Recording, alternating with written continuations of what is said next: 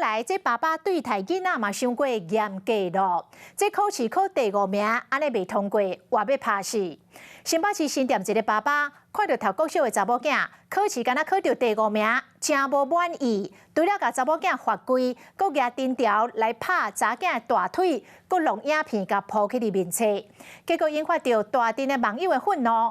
儿童权益促进协会已经通报家庭暴力防治中心，而且立案来处理。新北市教育局嘛启动着辅导关怀的定序，未来会继续来关心这小女童的状况。这个囡仔摕奖状罚跪伫涂骹，因后爸举藤条伫甲摔。新北市新店区一个家长，敢若是不满读国小查某囝考试成绩无理想，就甲提翻。95分为基准，20下了嘛。减1分叠1下，这个查某囡仔一直哀，痛苦表情互人唔甘，而且这个家长搁伫面册写讲，这学期考第5名的下场，这个体罚的画面铺上面册。引起民怨，真侪人咧找相关的单位来协助。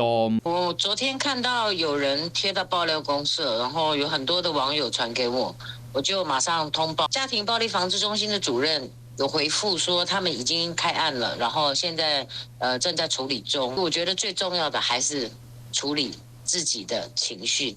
处理心情，再处理事情，这是绝对是不二的法则。有网友就挖出2019年，这个老爸妈妈因为因后生做唔到代志，该剃光头。目前新北市教育局接到这个消息了后，随通报专府的教师、学校社工去协助，并且继续甲这个家长沟通正向的管教方式，以免讲类似的代志搁发生。